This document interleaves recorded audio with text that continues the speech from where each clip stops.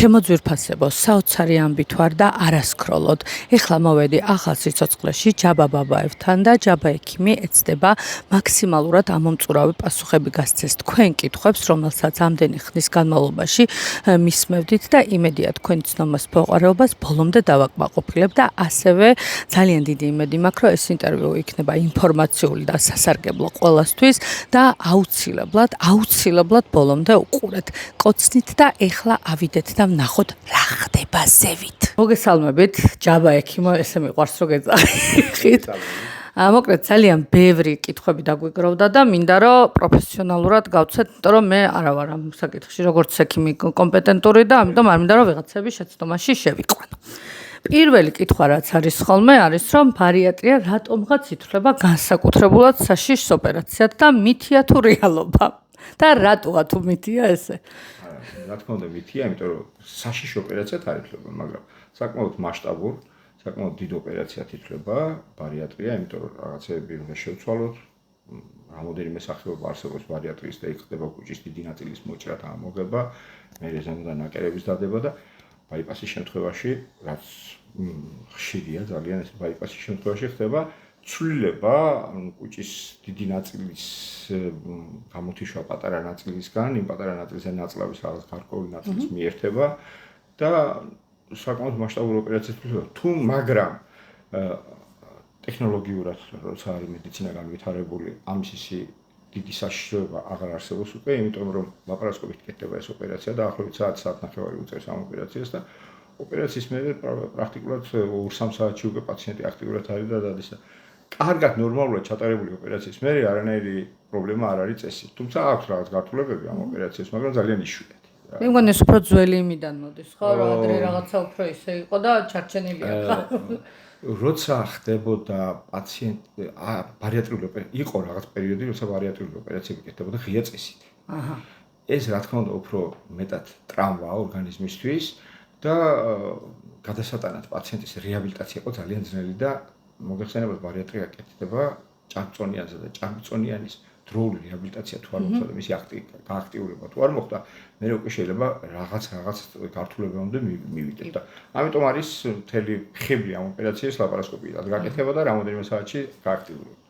მე მგონი გავიგეთ რომ უკვე არ არის ისეთი საშიში და ძალიან ბევრი კითხვა არის და კითხვა არა, უფრო აზრების გამოთქვა, რომელსაც არც ერთი არა გაკეთებული, რომ კი მე მირჩიეს ბაიპასი, მაგრამ მაინც სლივს ვამჯობინებ, იმიტომ რომ ბაიპასი უფრო საშიშია და რაღაც უფრო რთული რეაბილიტაცია აქვს და რეალურად არ უჯერებენ ექიმებს და მაინც ჯიუტად იკეთებენ სლივს, იმიტომ რომ რაღაცა მაგით მე მგონი მითი არის, რომ უფრო იოლი არის და ამაზეც რომ ვისაუბროთ. მოდი ესე დავყოთ.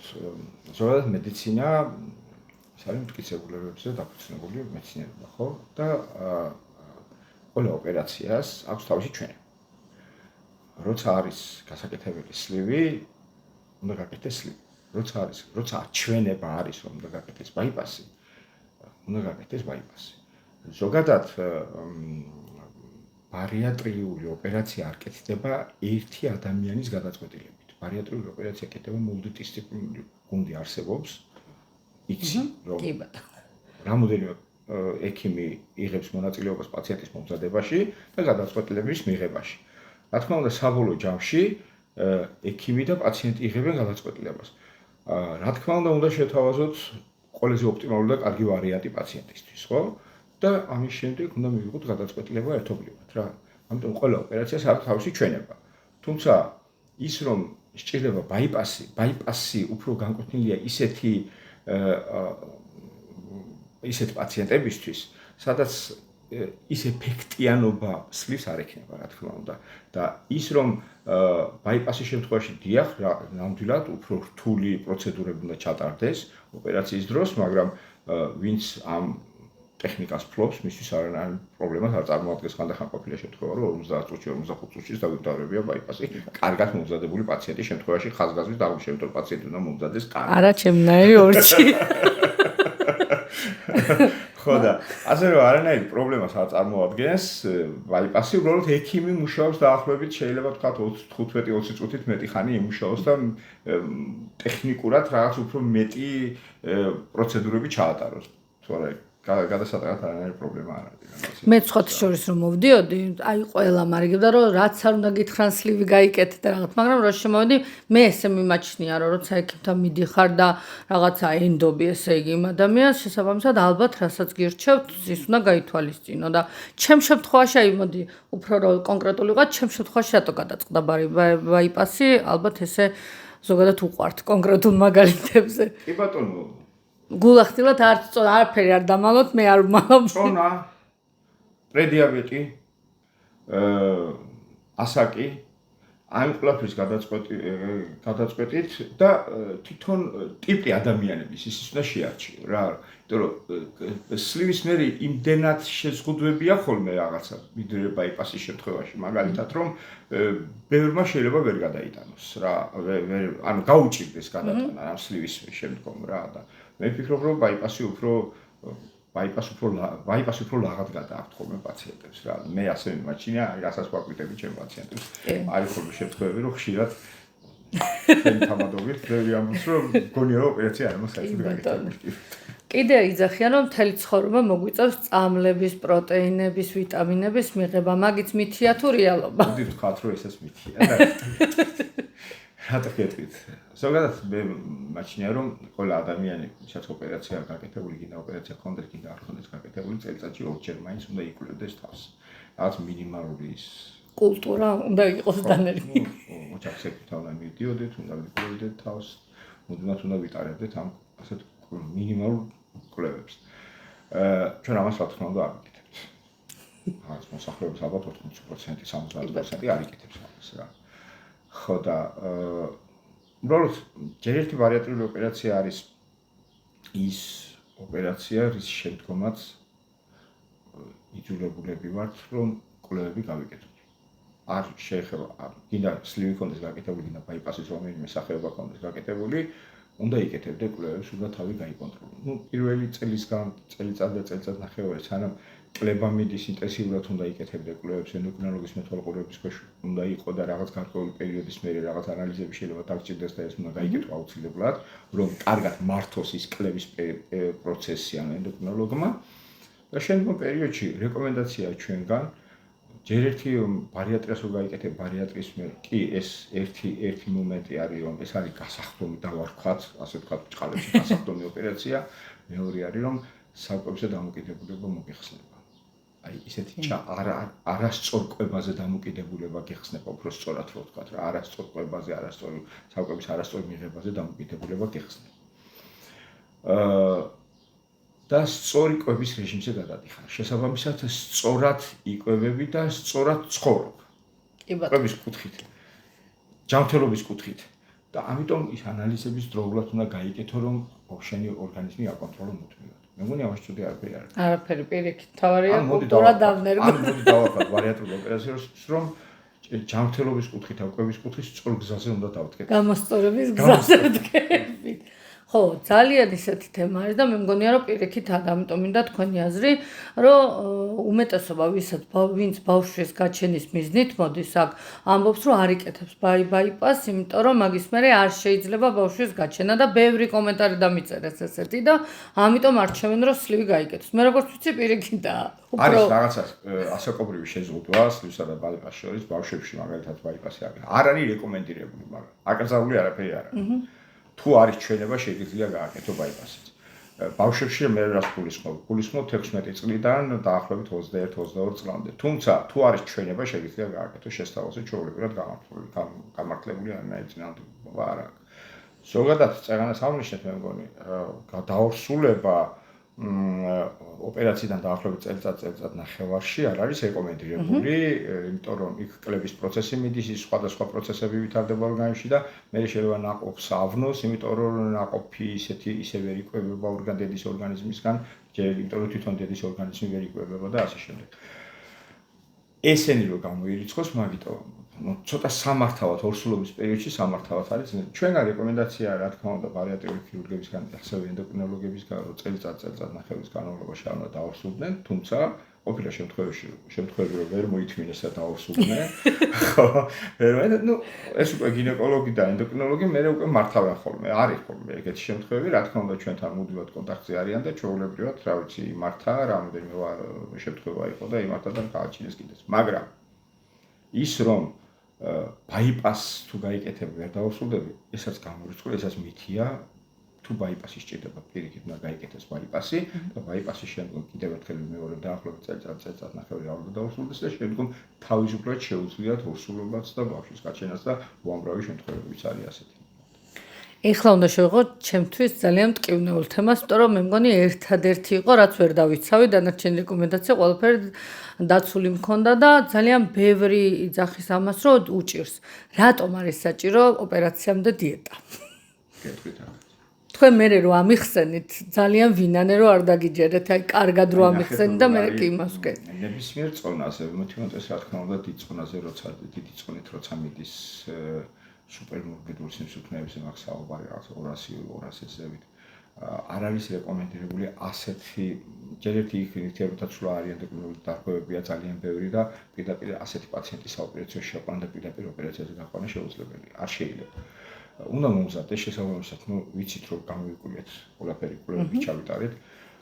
გამოკვლევების შედეგად რომც არაფერი არ აღმოჩნდეს იყოს ორგანიზმში აბსოლუტურად ჯანმრთელი, უბრალოდ გქონდეს წონა, თუმცა ესაც ჯანმრთელობა არ არის ის რომ ამხელა წონა აქვს ადამიანს მორბიდული სიმსუქნე აქვს ეს არ არის ჯანმრთელობა ეს თვითონ ეს არის დაავადება. აქ აუცილებლად არის გუზის გაცხიმოვნება. კუჭის კედელი არის გასქელებული, ნაწლავის კედელი არის გასქელებული, სქელი ერთი კარგი ნაჭამნაკვები ფათეკონი აქვს ადამიანს და ცით როგორ არის ტექნიკურად ცოტა ძნელია ხოლმე ამ ოპერაციების გაკეთება ისე ადვილად როგორც უნდა გაკეთდეს სხვა შემთხვევაში. ამიტომ უნდა იყოს დიეტაზე, უნდა დაიკლოს კარგად. უეცლი პატარავდება. კუჭის კედელი უფრო ელასტიური ხდება, ნაწლავის კედელი ხდება უფრო ელასტიური და საოპერაციო სამუშაოდ, ასე ვთქვათ, ქირურგის არის ძალიან კარგი. ჯერ ეს ერთი ეს გამოვიწყოთ. და მეორე არის რომ პაციენტი როცა არის დიეტას მიჩვეული კლებაზე, კლების პროცესში როცა კეთდება, პოსტოპერაციულ პერიოდში კლება მიდის ძალიან იდეალურად და ძალიან კარგად. და აუცილებლად მინდა და პაციენტი ძალიან კარგად რა დააკეთეს ოპერაცია, პრაქტიკულად ბევრი შემთხვევები მინახავს რომ პაციენტს უთქვია რომ ვერც ვიგებ თუ ოპერაცია მაგ გაკეთებული. უამრავი შემთხვევა ესეთი. და ეს კლების პროცესი მიდის ძალიან კარგად. ამის არის ძალიან კარგი რომ პაციენტმა დაიცვას მთელი ეს რეჟიმი და მთელი და მე მოგეხსენებათ ყველა ოპერაციას მათ შორის ჭარბწონიანებში უფრო მეტია თრომბოემბოლიის რისკი. ვიცით ჩვენ ბევრი ვილაპარაკეთ ამაზე, ბევრი საუბრობთ ამაზე, თრომბოემბოლიის რისკი არის მაღალი და წონის კლების პერიოდში თრომბოემბოლიის რისკის ნაკლებია. კი ბატონო. ძალიან კარგი. ძალიან ბევრ გამოკვლევას ვიტარებთ მანამდე. მაინტერესებს ანუ ეს გამოკვლევები აი ესე ზოგადად რო ვილაპარაკოთ, რისთვის არის ამდენი გამოკვლევა, იმიტომ რომ სხვა ოპერაციების შემთხვევაში ამდენ გამოკვლევას არ იტარებენ და ასევე რა შემთხვევაში შეიძლება არ გაუკეთდეს ოპერაცია, ანუ რა უნდა იყოს ისეთი, რომ არ გაუკეთდეს პაციენტს ოპერაცია. გამოკვლევა მულტიდისციპლინური გუნდი იღებს მონაწილეობას იცი ხო, ძალიან ბევრმა გასტროენტეროლოგმა, ენდოსკოპისტმა გნახა, გასტროსკოპია გაიკეთა, კარდიოლოგმა გნახა, ენდოკრინოლოგმა გნახა და ფილტვები შემოწმეს. ფილტვები შეგიმოწმეს და ასე შემდეგ. ანგიოლოგმა გნახა, ხო, ვენებზე პრობლემები იყო და ისიც მოაგვარეთ. ხო და ამიტომ ამისთვის არის საჭირო რომ მინიმუმამდე დავიყვანოთ პოსტოპერაციული გართულების რისკი. ანუ პოსტოპერაციული გართულება ყველა ოპერაციას ახლავს თან სამწუხაროდ რაღაც პროცენტულობით, მაგრამ ვარიატიის შემთხვევაში რახან დიდ წონასთან ჭარბწონას აქვს საქმე და აქ რისკები მაღალია, ამიტომ მაქსიმალურად უნდა დავიყვანოთ მინიმუმამდე პოსტოპერაციული გართულებები და ამისთვის კეთდება ეს კვლევა. ეს ერთი, მეორე ერთი, მოდით წარმოვიდგინოთ, პაციენტი მოვიდა ჩემთან, არის ჩემთვის დახურული წიგნი, რომელსაც აწერია მხოლოდ სათაური. სანამ ამას არ გადავშლი არ წავიკითხავ, მანამდე მე ამ სათაურიდან ვერაფერს ვერ გეტყვით რა წიგნში. ადამიანი ზუსტად ასეა, შემოვიდა ადამიანი, ვიცი მისი სახელი, გვარი, ვიზუალურად ხედავ, მაგრამ არ ვიცი რა ხდება ორგანიზმში. ამიტომ უნდა გამოვიკვლიოთ ყველაფერი, იმიტომ რომ ჩვენ ეს ორგანიზმი უნდა 180 გრადუსით უნდა შევცვალოთ. კი ბატონო. მან უნდა სხვა ცხოვრებას უნდა გადავიდეს ეს ადამიანი, მენტალურადაც, ჯანმრთელობის მხრივაც და ასე შემდეგ და ასე შემდეგ. ჩვენ უნდა ვიცოდეთ ორგანიზმის შესახებ ყველაფერი. ეს ერთი მეორეც ეს ერთი არის შემთხვევა რომ შეიძლება არ გაუკეთდეს ოპერაცია. მეორეც ერთი რაღაცა პათოლოგიები შეიძლება იყოს ორგანიზმში, რის გამოც შეიძლება უარი თქვა სამწუხაროდ ამ ოპერაციებზე. ეს არის სიმსივნე, ონკოლოგიური დაავადება, ეს არის გულსისხლთა ესეთი შეუცვლელი დაავადება, რომელმაც შეიძლება ოპერაციის დროს გამოიწვიოს ესეთი ფატალური შემთხვევა და ამიტომ ამისგან თავს ვიკავებ და არის ჰეპატიტების გამო დაზიანებული ღვიძლი და სისხლები, ვთქვათ, ვენების ვარიკოზი, საყვაყავის ვენების ვარიკოზი, ღვიძლის ციროზი და ასე შემდეგ, სადაც დიდი რისკებთან არის დაკავშირებული ეს ამ ოპერაციის წარმოება და ამიტომ ამ შემთხვევაში ვასვამ მოთხოვ. კი ბატონო. რა ასაკიდან შეიძლება ამ ოპერაციის გაკეთება, თუნდაც ცლივის და ასევე რა ასაკის შემდეგ აღარ აკეთებთ, იმიტომ რომ ბევრი პლუს 60 მწერს ხოლმე რომ ანუ რამდენად არის შესაძლებელი რომ გავიკეთო და რა თქმა უნდა მე პასუხს აი ხო წევს ქალბატონი რომელიც არის 67 წლის. აჰა. ეკეთება ბაიპასი. ძალიან კარგი. ძალიან ისეთი ყოჩაღი ქალბატონი რომელსაც სხვათაშორის რამოდენიმე ოპერაცია ქონდა ადრე ჩატარებული, ეხლა გავუკეთეთ ბაიპასი და გუშინვე აკაფეხზე. ლაპარასკოპიურად გამოვიდა მიუხედავად იმისა რომ რამდენჯერმე იყო ოპერაციები მოცულზე. რაც შეეხება ასაკს, ეს ასაკი ცოტა მტკივნეული თემაა, პატარა ასაკი, იმიტომ რომ ძალიან აქტუალური გახდა მსოფლიოში ახლა.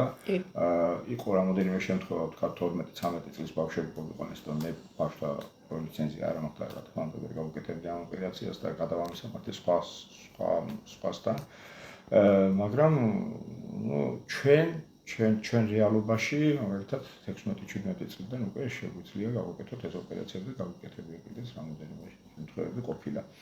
მაგრამ მტკივნეული თემაა ზოგადად, იმიტომ რომ არასწორი კვების და არასწორი ცხოვრების რეჟიმიდან გამომდინარე ძალიან აქტუალური გახდა ძალიან ბევრი მოზარდი ბავშვი დღეს არის ჭარბწონით დაავადებული. კი, სამწუხაროდ. დაავადებული პირდაპირ ვიტყვი რა, იმიტომ რომ საკმაოდ მაღალი წონით მოდიან ბავშვები, ახლა არიან თქვა 12-13 წლის ბავშვები 130-150 კილოგრამი.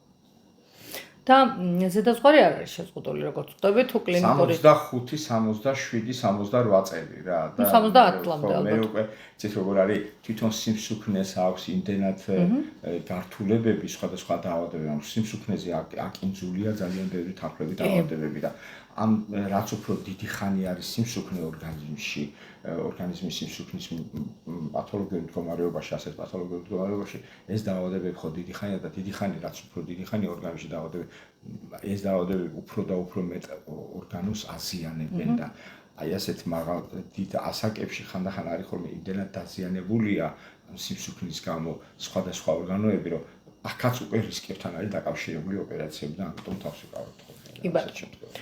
ვარჯიში როდიდან შეიძლება და რა სტილის ვარჯიში, ანუ სრული დატვირთვით შეგვიძლია თუ ნელ-ნელა უნდა შევეპაროთ? დაახლოებით თვე-თვენახევიდან შეგვიძლია ტრენაჟერებზე, ცურვაზე, ფიზიკურად აქტივობა აბსოლუტურად ყველგან. კი ბატონო. და ხშირად მიწინასწარმეტყველებენ რომ რაც არ უნდა გავაკეთო, კანი აუცილებლად ჩამომეწელებოდა და პლასტიკური დამჭირდება. რა თქმა უნდა, ისეთი ხალხისგან ვისაც არც არ გაკეთებული ეს ოპერაცია, რას ვთქვი? ინდივიდუალურია, ყოფილა შემთხვევები, რომ ძალიან დიდ წონაზე გავუკეთებია, უბრალოდ სტრიები დარჩა და არ ჩამოეკიდა კანი და ყოფილა შემთხვევები ძალიან დიდი წონა არ ქონია გავუკეთებია ოპერაცია. ორგანიზმზეც არის დამოკიდებული. თუმცა აი ბაიპასის შემთხვევაში ძალიან ნელ-ნელა მიდის კლება.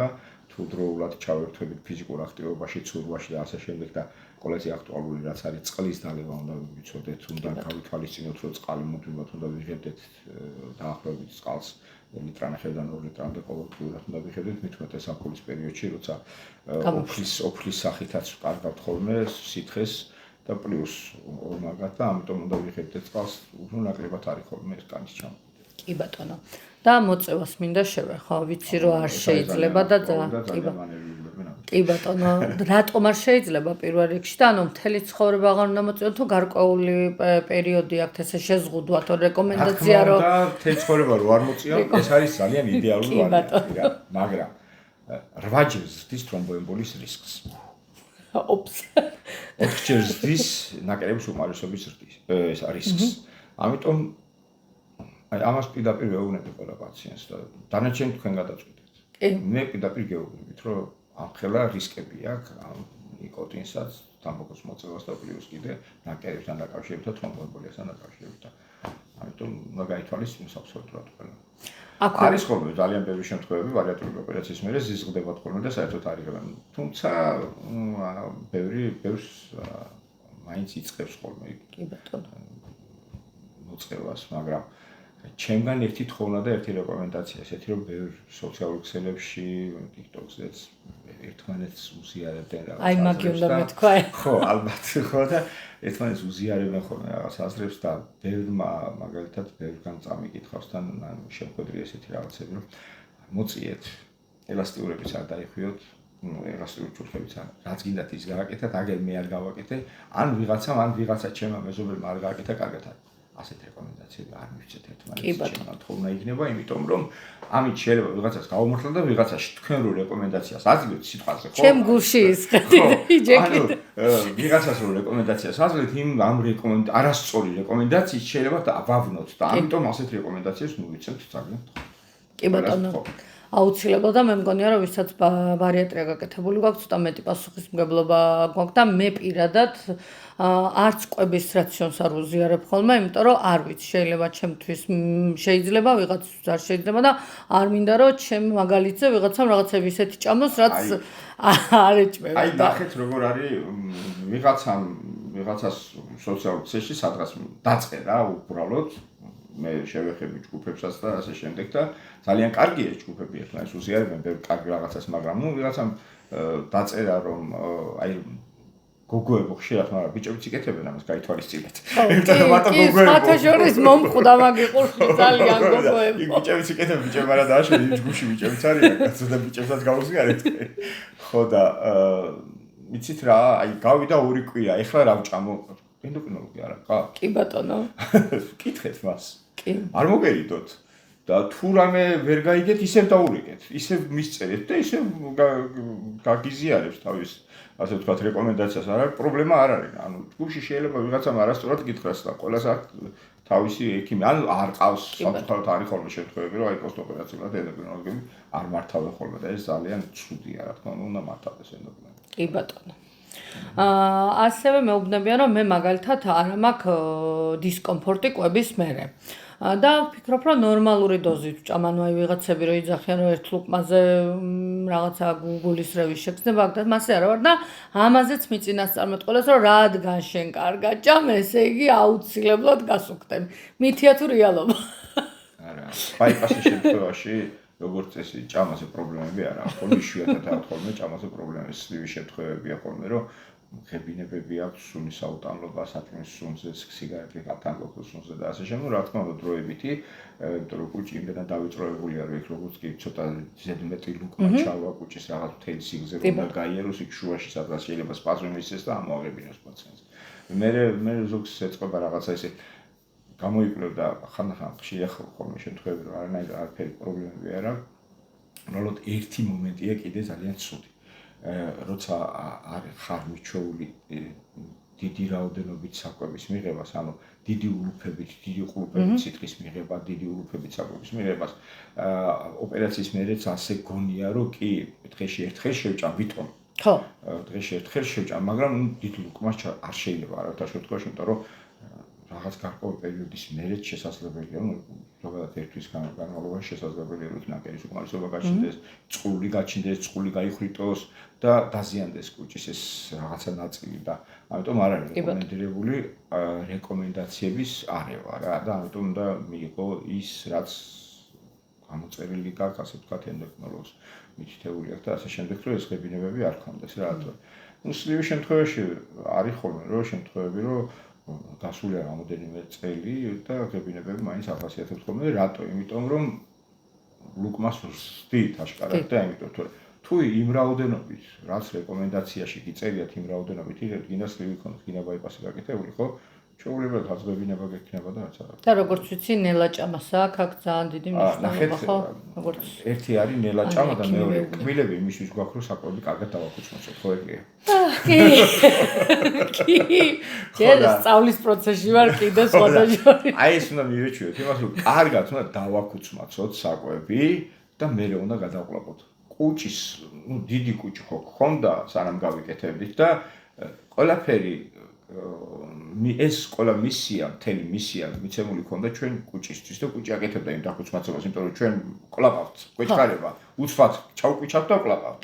ასე არ შეიძლება.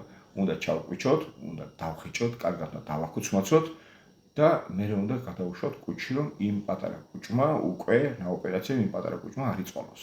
და დროზე გადაიტანოს ნაწლავებში რა და ამიტომ ეს რეკომენდაციებიც ერთ-ერთი რეკომენდაციაა მათ შორის რომ ესეც თუ ნორმალურად შევასრულეთ, არანაირი დისკომფორტი არ გვექნება. მე თუ არ შევასრულეთ, შეიძლება წყული გავიჩინოთ, შეიძლება გავზარდოთ, შეიძლება მე მოვიმატოთ წონაში, ან წყულები გავიჩინეს იმ პატარა კუჭში და ასე რომ ამ კუთხითაც თავს უნდა მივხედოთ რა. უბრალოდ ძნელი არ არის, უბრალოდ მივიჩვენოთ კეჭვას. თავიდან ვსწავლოთ ალბათ ამ ორგანიზმში მოქცა კბილები და გვითხრა რომ დაღეჭეთ საკვები. გვაქვს საბედნიეროდ და რატო არ გვინდა რომ დავღიჭოთ კაცი და რატო გვინდა რომ ჩვენი გასაკეთებელი კუჭი გავაკეთებინოთ, ანუ კბილების გასაკეთებელი კუჭი გავაკეთებინოთ.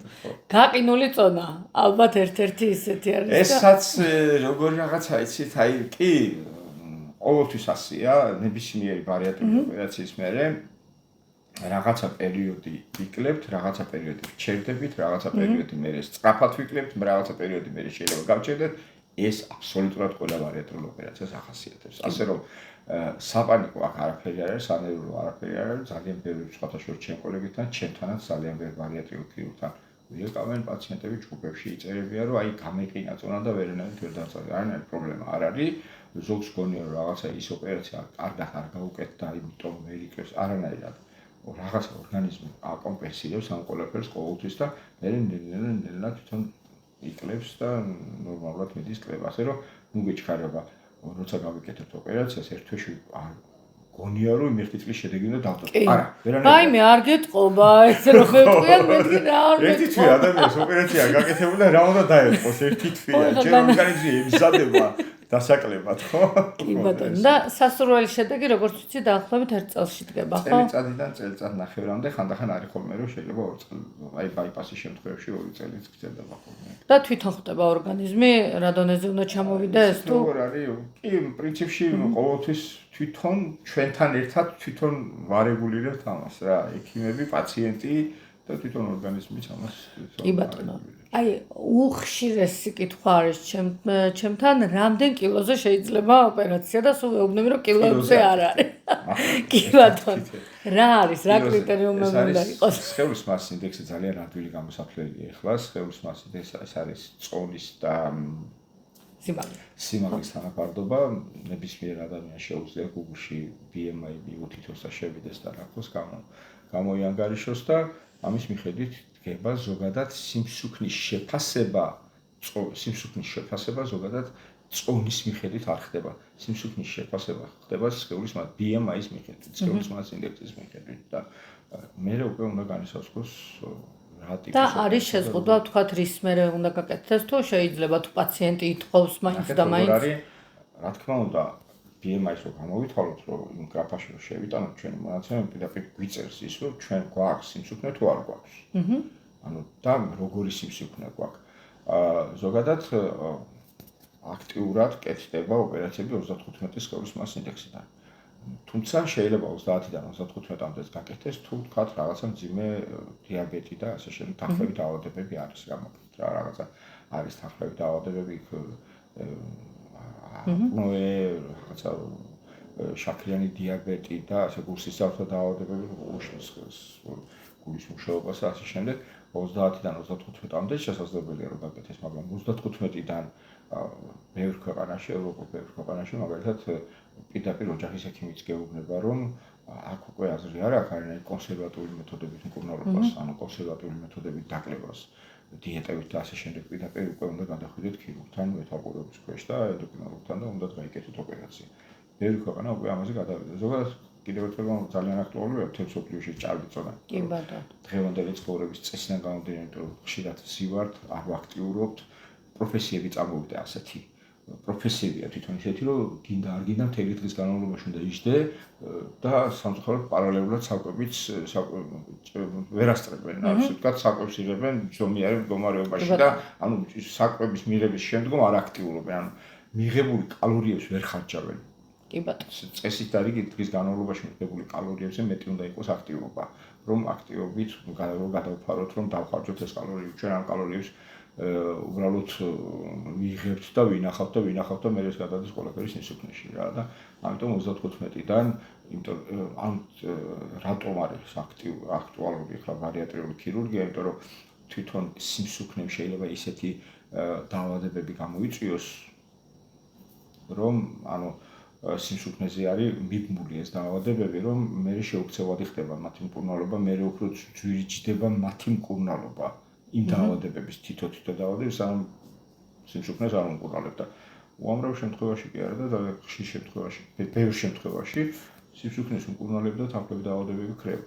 კი ბატონო. ჯობია რომ პირდაპირ სიმსუქნეს უკურნალო. კი ბატონო და ეხლა კონკრეტულად ჩემ მაგალითზე მინდა რაღაც კითხვები და გისვათ. მაგალითად ეხლა წონას ვერ დავაბრალებ, იმიტომ რომ ოპერაციის მეორე დღიდანვე ენერგია მომემატა და რის ხარჯზე მაგი მაინტერესებს და ასევე წნევები დამირეგულირდა ოპერაციის მეორე დღიდანვე, რაც წონის კლებასთან არ იყო, რა თქმა უნდა, კავშირი არ მქონდა ჯერ დაკლებული. პაშის შემთხვევაში თან აღარ მოხდეს როგორ არის ხრინვა, წნევები აღარავის თქვამს რომ ხრინა. ეს პირველი მეუღლეს დავინიშნა. ხო, ხრინვა, იმიტომ რომ წაგანაც გითხარი, სახე და ყელის არეში უკვე გეტყობა კიდეც, რომ ეს გახდი, ხო? აღარ აწובה. ნერვს და ხორცს და ხრინვა აღარ აქვს, ჯერ ეს ერთი. წნევები დარეგულირდება, იმიტომ რომ სიძაღები უკვე ნელ-ნელა ხოლესტერინისგან თავისუფლდება. და ენერგია რის ხარჯზე მომემატა ეგრევე თან თორე ეგრევე. იმიტომ რომ პრედიაბეტი პრაქტიკულად მოგეხსნა, ხრინვა, იმიტომ რომ სუნთქვა გიჭირდა და ხრინვა აღარა გაქვს და ხოლესტერინი უკვე ნელ-ნელა მიდის და წნევების დაგირეგულირდა, ხო? всё, ენერგია უკვე მოგივიდა. და კიდე ოფლიანობა, აი გამინულდა თითქმის კი არა გამინულდა, ხო? მაგით რაღაცები ალბათ ორგანიზმში იცვლება და ეს არის, მაგიტომ ამბობდი წეგანაც აღნიშნე, რომ სიმსუქნეს მკურნალობდა დანარჩენი დაავადებები, დანარჩენი სიმპტომატიკა, დანარჩენი პათოლოგიური სიმპტომები და დაავადებები თავისით ქრება, მაგალითი, ხო? კი და ძალიან ისეთი ჰეითი წამოვიდა, ესე რომ ვთქვათ, მე რა ვთქვი, რომ ოპერაცია გავიკეთე ჯანმრთელობის გამო და არა ვიზუალური მხარის გამო, თუმცა რა თქმა უნდა ვიზუალიც გამხდარი უფრო მომწონს და რაღაცა მგონია, რომ ეს არის, რომ თითქოს მაინც ვიზუალი უნდა აწუხებდეთ, რომ გაიკეთონ ეს ოპერაცია. ამ დროს მგონია, რომ ბევრად მნიშვნელოვანია ჯანმრთელობისთვის კი არა და მთავარი, ვიდრე მაგი და სიმსუქნეს კიდევ ერთხელ აღნიშნავ, სიმსუქნეს მოაქვს ძალიან ბევრი ვიზუალის გარდა ის სტიგმა ზოგთან რაღაცა ის სტიგმა ის სიმსუქნე თქვათ რაღაც გარეგნული იერი, მაგრამ ამაზე არის მიბული ბევრი ყურადღება. არ ვახცევთ იმას, რომ ამაზე არის მიბული ძალიან ბევრი თაფლები დაავადებები რა. კი ბატონო. ამიტომ სიმსუქნე როცა გაწუხებს, ისე კი შენ რაღაცა გაწუხებს.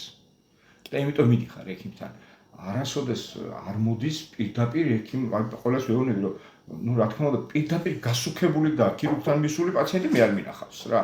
პაციენტი პირდაპირ სუქდება და ექიმთან არ მიდის. ჯერ სუქდება, მე ამ გასუქებასთან ერთად უამრავი რაღაცები აწუხებს. მე მიდის სხვადასხვა სპეციალისტებთან, მე მიდის დიეტოლოგთან, მე მკურნალობს, ერთხელ დაიკლებს, მოიმატებს, მეორე დაიკლებს, მოიმატებს, ბოლოს უკვე მიდის ქირურგთან. კი. ანუ თავიდანვე მოვიდა ეს ქირურგთან, თქვენი როგორ გონიათ? თუ პათოლოგიური სიმსუქნემდე მივიდა პირდაპირ ჯობია რომ პირდაპირ ქირურგთან. კი ბატონო. და ბოლო კითხვა მაქვს, რას ურჩევდით ჩემნაირ პანიკიორ ადამიანებს, რომელსაც მგონია, რომ იმაზე მეტად გვეშინია, ვიდრე რეალურად საშიში არის. ნახე, ყველაზე დიდი პანიკა და ყველაზე დიდი შიში ის ქონდა ხო გადალახე. კი, რა თქმა უნდა. საშიში არ ხარ. კი ბატონო. უკვე გადალახული გახ, ასე რომ პანიკიორს ვერავინ ვერ გიწოდებს. ძალიან დიდი მადლობა ამ ინტერვიუსთვის. ძალიან მინდოდა რომ რაღაცა ვრცელი გამოგვივიდა, მაგრამ მინდოდა ამ უმწურავი პასუხები ქონოდა და ძალიან მიყვარხარ და პირველ რიგში როგორც ქირურგს არ გაფასებთ, იმიტომ რომ მაგ მეგონი ყველა მიცის, თქვენი გუნდი და თქვენი ადამიანური მიდგომები ჩემთვის იყო ის, რამაც აქ მომიყვანა და პირველივე დღეს სხვა ჩვენს კონსულტაციაზე რომ მოვედი, არ ვიცოდი გავიკეთებდი თუ არა, მაგრამ აქედან რომ გავედი, ეგრევე დავიწყე ძიება როგორ უნდა გამეკეთებინა. ძალიან დიდი მადლობა ყველაფრისთვის. ახალობას გისურვებ და წარმატებები. გაიხარეთ თქვენც.